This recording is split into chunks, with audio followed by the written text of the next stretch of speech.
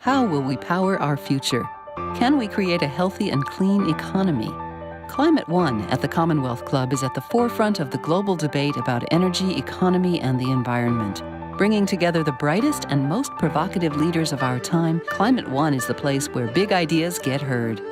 With thoughtful and insightful discussions on policy, business, science, and culture, Climate One founder Greg Dalton gets to the heart of the matter. It's our future. It's time to come together. Today on Climate One, Jennifer Palmer, James Sano, and Norbu Tenzing, three veterans of adventure, explain the environmental and cultural impacts of global tourism. Mindful travel in the age of climate change. Climate One starts now. Jim Sano, let's begin with you. You were among the first groups to retrace Ernest Shackleton's journey across Antarctica, and you were heading to the whaling station. And tell us about that journey and when you were surprised by one particular moment.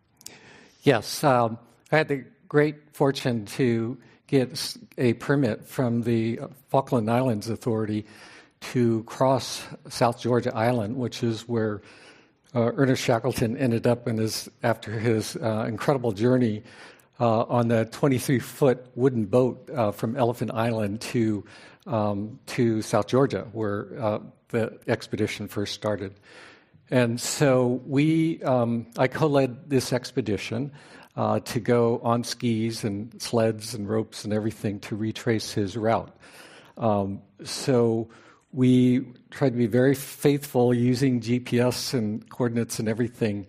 And on the fifth day, we were in a total whiteout. And in Shackleton's book, and also in John Lansing's book called Endurance, which I highly recommend, we were expecting a fairly sizable ice fall at the end of the crossing. And I was out in the lead, all roped up with my sled behind me and others behind me as well who were belaying me. And I was expecting lots of crevasses and big chunks of ice. But then I suddenly found myself with my skis on a beach. And in the ensuing 100 or so years, the glacier had receded significantly so that there was no ice fall. And that had a very powerful impression upon me in terms of how climate change is really affecting the world's glaciers. So you're expecting to ski, and you hit sand. Quite a moment. Mm-hmm. Norbu Tenzing, tell us about a moment where you were never particularly called to mountaineering. Some of your siblings were, but there was a moment where you had a virtual ascent where you got to walk in your father's shoes on the top of Everest. Well, I feel very lucky that I didn't have to climb Everest like many members of my family and Sherpas make a living. So I thought virtual would be much more better. So this past year, I've been working on a project with some filmmakers to recreate the first ascent of Everest with my father and Ed Hillary, along with Peter Hillary, Ed's son, and my brother, Jamling, who are actually both in South Georgia Island as we speak on a ship. So it was an interesting project to have a very curated and, I guess, secondhand account, but what our fathers passed down to us so that people could actually, without having to climb Everest, see what it felt like to be the first on the summit and to recreate that experience, to see the vast expanse of the Tibetan plateau out there, looking down at the monasteries in Tibet and into Nepal. So I'm very excited about that, and I hope this project will happen sometime this year. So does that mean other people can kind of step into to be virtually on the top of Everest? Absolutely, and the experience is very real. You really think you're on top.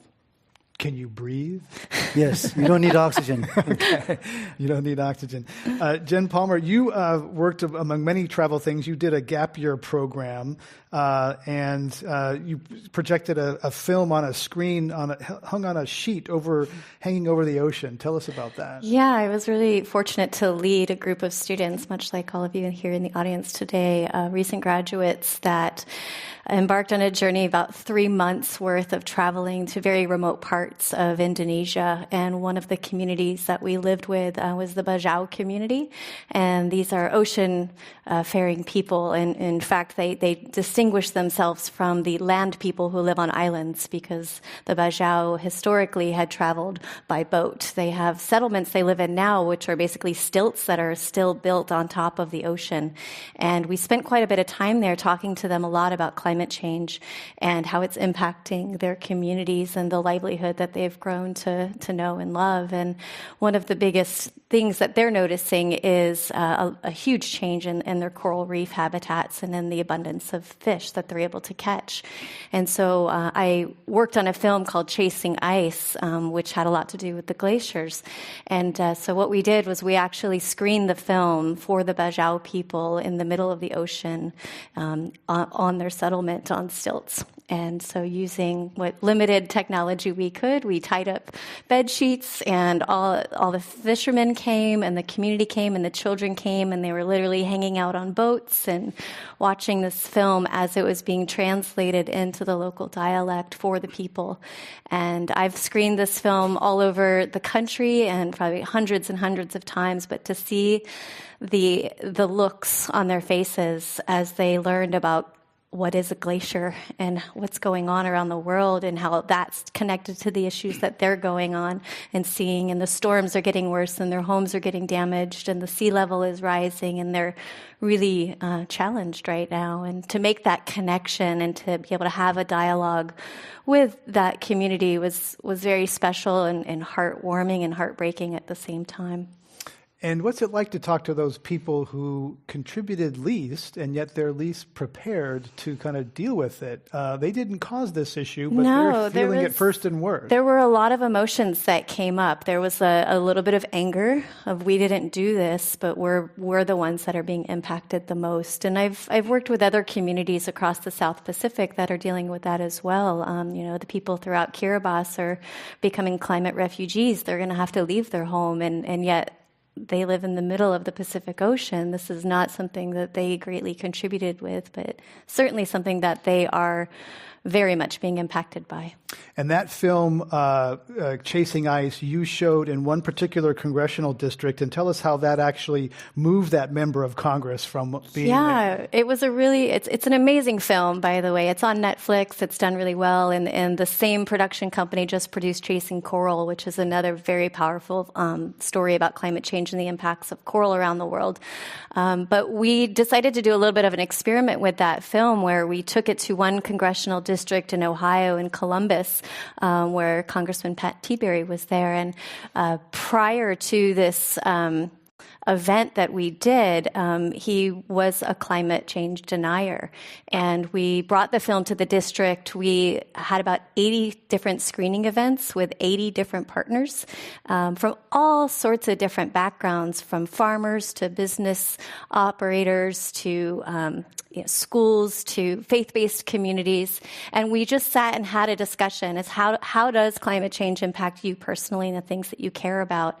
And through those several months of doing events, those people reached out to their congressmen and they really expressed their concern from issues that they cared about. And he actually ended up switching his view on climate. So it was really powerful to show how people can reach out to their local politicians to create change that they believe in. It was very inspiring.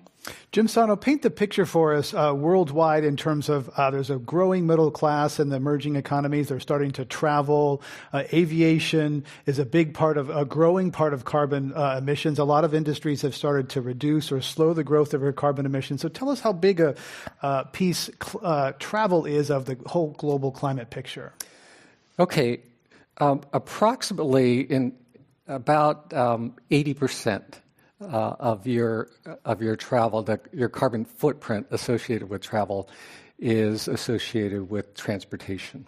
The other 20% is all the activities you do on the trip. The level of tourism now internationally is about 1.1 billion travelers, and that is projected to grow to about 1.8, 1.9 billion by 2030. Per year, okay. Per year. So aviation is one of the fastest growing contributors to climate change. Norbu Tenzing, your homeland is melting, partly because of air travel. How do you feel when you get on an airplane? Well, you have to get there somehow, right? You go to places like Nepal, Tibet, or the Himalayas, where we have massive problem with global warming. It's important to go over there, see firsthand what the issues are, and and to come back and try and do something about it. As we speak, an initiative was started just by the local Sherpas up in the Everest area, where they were going to bring down 100 tons of garbage this year. Starting with 1,200 pounds, I think, that came off the plane. Yesterday, this is all non-biodegradable stuff. It's important for young people, for example, to go up to the mountains when they hear about climate change, to see firsthand on the ground, the potatoes aren't growing the way they used to. And this is how 7,000 people who depend on the mountains live on every year. When we see the glaciers melting over there, when you see the lakes that are about to burst, they have big ramifications for people who live in our villages who've been living there for centuries. And that goes all the way down to 500 million people, down through India and to Bangladesh. And so it's really important to travel, I think. And how you get there, is also important, taking into consideration how you get there. But to be responsible, to work with people who have a sense of community, people who have a sense of giving back, and which is why I really enjoy what I'm doing, and that's what brings me to my part of the world every year. So if you don't go there, it's hard for you to understand or care about it. If it's gonna, when you go there, there's a deeper connection. Oh, absolutely. Yeah. Jim Sano, let's get your thoughts on that. Travel, eco-travel. What can people do to try to lighten their eco imprint, footprint when they travel? Well, there are a few things that are top of mind. One is the obvious, is take fewer, longer trips, which in this day and age is somewhat challenging to do. But certainly over time, the length of people's holidays has decreased, pretty dramatically. Because we're working so much, right? Right, that's right, especially Americans. The other thing is pay attention to your routes. Many people don't know that a great majority of your carbon footprint is associated with takeoffs and landings. So while your airfare may be less if you take a direct flight, your footprint would be far less. The other thing is obviously the class of service. If you're in first class or business class, it could be 7 or 9 times the footprint as if you're in economy. And lastly, the other thing is to consider offsetting your footprint by one of the offset providers. On offsets, Jim Sano, tell us what an offset is and how complicated they are, because that's a very murky world. Well, it is murky. And very simplistically, it is basically purchasing a credit that, let's say, is associated with forest. And forests obviously absorb carbon dioxide. And obviously, if the forests are burning, they release carbon dioxide. And so there are different types of credits. One that is in Nepal is biogas fuels, for example, alternative fuels. And of course, they vary in quality tremendously, as you well know. But the ones to look for are what's called the gold standard projects. So that's a certification, like a seal of approval, a good housekeeping seal of approval. That's You're looking to do some good to offset the bad of the pollution you put in the air by planting trees or capturing gas or other things. Right. And so the offset providers, which you purchase in essence these credits, they are of varying quality, I would say. And all of World Wildlife Fund's employee travel is offset, and so our climate team and the international headquarters really pays attention to this. and really selects a provider that is based really on a lot of scientific rigor.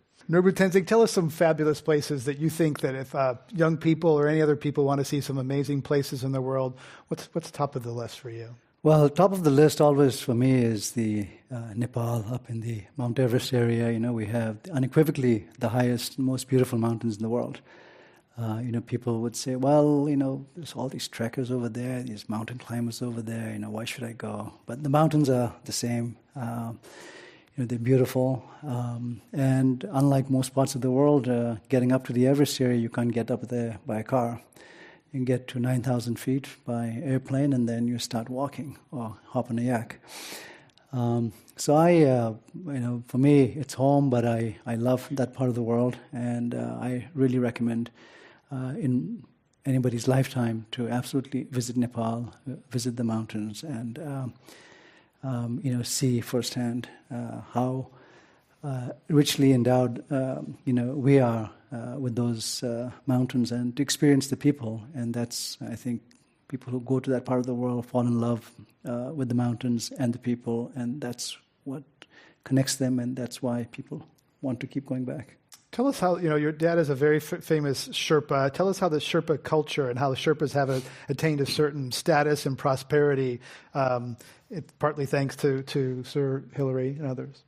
Yeah, Sir Edmund Hillary, soon after he climbed Everest, went on to build some 27 schools. And the Sherpa community, in the past 65 years since my father and Ed climbed Everest, has changed a lot. And, as an indigenous group of people coming from the 15th century to the 20th century in a period of 40 years because of education, we've really been able to make the transition well. And we've taken responsibility for our communities up there. We've taken over very much in control of the economy, although not the Everest economy, which is another story for the climbers.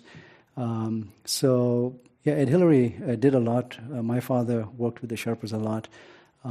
But I think things have changed. There are some 100,000 Sherpas around the world, and the second largest population after the Everest area, where there's 7,000, is in New York. There are 4,000 Sherpas.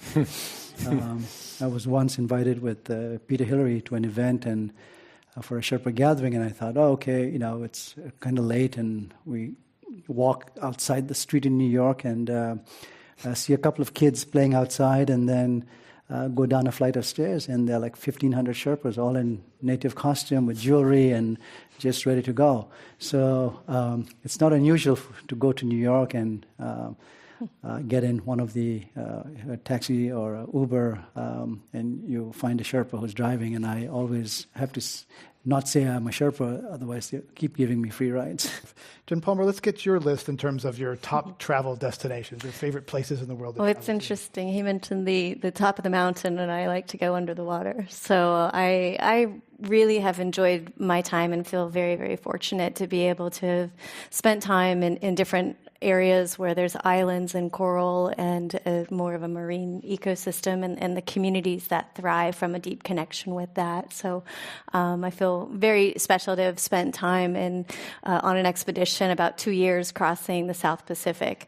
So I think that, to me, anywhere in the South Pacific, you're going to have an extraordinary experience. I'm a wildlife biologist, so I typically get drawn to those places that have incredible animals, and I've spent quite a bit of time in the Galapagos Islands, and it's an extremely unique place to have an interaction with a wide variety of animals, both above and below the water. So I would say that's high on my list. But there are places not very far away, down in Baja, Mexico, with extraordinary wildlife and a beautiful culture. And it's not as expensive. It's not as far in terms of your imprint of carbon. And I think that there are a lot of places close by that you can get out there and have these adventures as well. But explain to us the impact, the connection between carbon pollution, ocean acidification, and coral bleaching, because that has tremendous impact for wildlife and also a lot of people, subsistence fishermen, who rely on those coral reefs at the bottom of the food chain. Yeah, it's a really complex issue, and I think a lot of people don't really fully grasp the connection that every one of us has to it. So just as you learn about the forests and how important forests are for our air, ocean is the other 50% of that air that you're breathing through phytoplankton and these incredible ecosystems that provide oxygen for us to breathe. And so it also is a carbon sink. And so just as we've got a lot of issues going on in the forest, we've got a lot of issues going on in the ocean. And as the ocean is trying to absorb that high level of carbon dioxide, we're seeing a really high jump in terms of temperature of the ocean and changes in pH and acidity. And that has dramatic effects on very fragile ecosystems such as coral reefs. And those ecosystems actually act as a nursery for fisheries. So if you like to eat seafood and your coral is gone, then you're going to have a pretty dramatic shift in the availability of the kinds of food you're going to be able to eat. And so whether it's the oxygen that's being impacted or the food that we're eating, it has a pretty extreme connection to me, to everybody, that we don't always necessarily think of when we first think of the ocean and climate, as well as the wildlife and all of the complexities that they're facing. And we mentioned plastic pollution, and plastic pollution is a very profound issue in the ocean. In fact, in a lot of places in the ocean, there's 20 times percent more plastic than there is plankton. And it acts as like a big soup all across the ocean. And a lot of people have heard of these sort of garbage patch areas, these island-like floating surfaces of plastic, but it's actually like a soup that goes through the water column. And that plastic also has a pretty severe impact on the ecosystems in their totality. And plastic is connected to a lot of the issues we're talking about today. So. And yet a lot of climate is thought to be a very dark story, and yet marine protected areas are one of the bright spots, Jen Palmer, where there are places that have been set aside where actually ecosystems come back. There are good news stories in the ocean. There are really good news stories. One of the sites I spent quite a lot of time at as a wildlife biologist is in the northwestern Hawaiian Islands, and it's now been designated a marine national monument. I'm going to attempt the name Papahanaumokuakea, and yes, I did it. President Bush started that. And he did, and then Obama expanded it, and so it's a gem left on the planet where Hawaiian monk seals live, which are a highly endangered species of seal. You've got extraordinary populations of shark, and shark populations are key for coral reef ecosystems to stay vibrant, for that seafood population to be able to thrive. You've got 14 million seabirds that are floating around. This is where all the green sea turtles that you see in Hawaii, this is where they go to lay their eggs and to breed.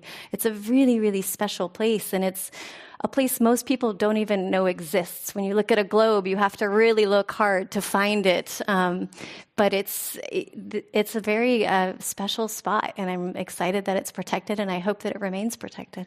Norbu Tenzing, traveling to developing countries, poor countries, tell us how people ought to think about having some humility when they go to those countries where the people serving someone in a restaurant or in a hotel, just tell us how to be humble when traveling in a developing country. Well, when you're traveling, whether you're going to another country, you're basically going to somebody else's house.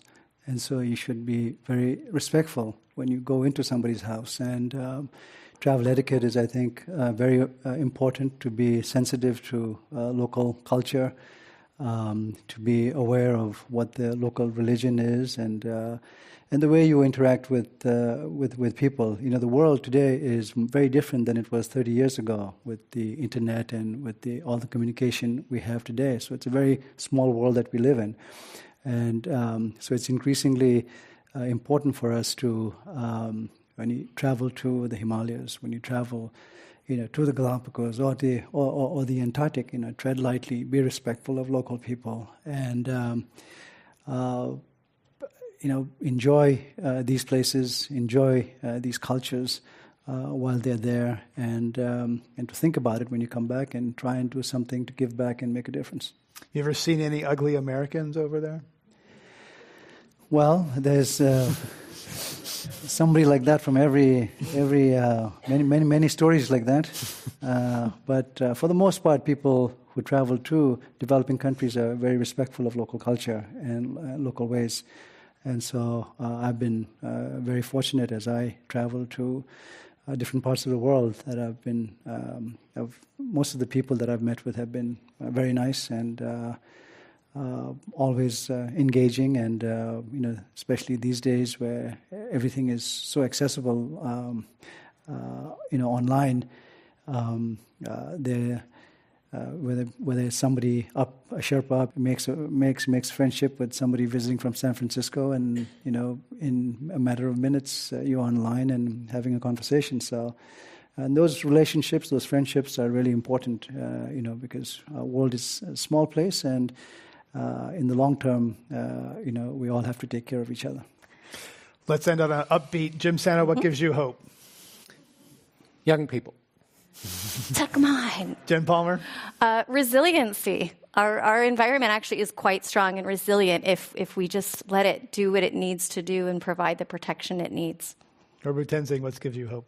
I think humans are basically compassionate by nature, but I find a lot of hope in young people, and especially today to listen to some very intelligent questions, many of which I couldn't ask. So I'm glad these two are here.